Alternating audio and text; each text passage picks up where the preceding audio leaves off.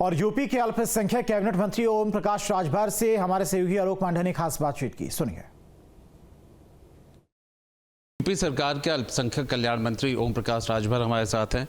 Sir, जिस ओह पोह की स्थिति है, सदन में बिल पेश हो चुका है, आखिर क्यों सियासत हो रही है या फिर कहीं ना कहीं अपने दबदबे को बरकरार रखना चाहते हैं?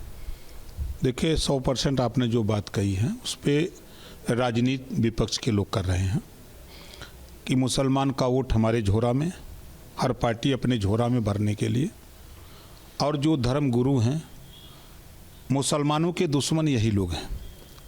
जो वक्फ बोर्ड के लोग हैं, जो कमेटी के लोग हैं, ये लोग नहीं चाहते कि गरीब मुसलमान,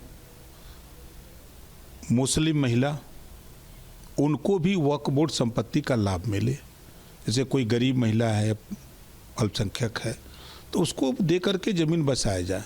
ये जो मजबूत मुसलमान हैं उसको अच्छे दामों पर बेच करके धन अर्जित करते हैं, उसका लाभ वही लेते हैं और वही लोग विरोध कर रहे हैं।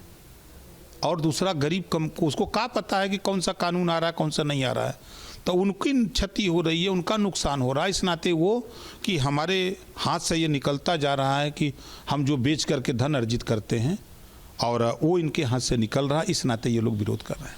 एक तरफ तो ये दिख रहा है कि मुस्लिम वोट आखिर किसका है, इसलिए विपक्ष आपस में भिड़ रहा है। दूसरा, चूंकि आखिरी बैठक यहाँ जेपीसी में हुई थी, उत्तर प्रदेश में कुल संपत्तियाँ अगर वक्फ बोर्ड की मानी जाए तो कितनी है?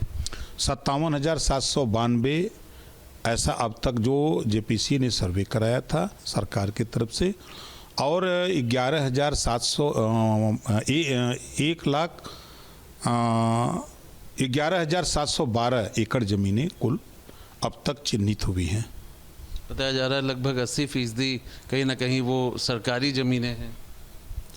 देखिए, अभी एक्यूरेट आंकड़ा तो ये नहीं है कि 80% सरकारी ज़मीनें हैं, और निश्चित है कि बड़ा प्रदेश है और निश्चित है कि सरकारी संपत्तियों पर भी लोग पुराने नियमावली के तहत लोग कब्जा किए होंगे। क्या ये जो आमतौर पर लैंड माफिया, लैंड तरह की ज़मीन, अपनी ज़मीनों पे कब्जा करना, क्या ये कुछ उस तरह की लड़ाई है कि ज़मीन जाती दिख रही है? देखिए, जैसे भू माफिया होते हैं ना, तो ज़मीनों पर कब्जा कर लेते हैं, खाली पड़ी हुई है। जैसे अभी कई ज़मीनें हमने देखा, नाले को पाट करके जो है उसको जो है बिल्डिंग बना दिए। तो जब सरकार को संज्ञान में आया तो धराशायी हुआ। तो उसी तरह जैसे सरकार की संपत्ति खाली है, कोई जानने पहचाने वाला नहीं है, तो जो चाहा जो कब्जा कर लिया। वक्फ बोर्ड जैसे जो उनकी नियमावली है, किसी की निजी प्रॉपर्टी को भी वक्फ बोर्ड कह दे कि हमारी संपत्ति है, तो वो जाता है मुकदमा वक्फ ट्रिब्यूनल में। आखिरी वही वक्फ ट्रिब्यूनल होता है। और सरकार कह रही है कि आखिरी कोर्ट नहीं वो है। नए बिल में ये प्राविधान है कि वक्फ ट्रिब्यूनल की नियमावली जो फैसला होगा उसको हम रेवेन्यू कोर्ट, सिविल कोर्ट और हाई कोर्ट, सुप्रीम कोर्ट में भी हम दाखिल कर सकते हैं।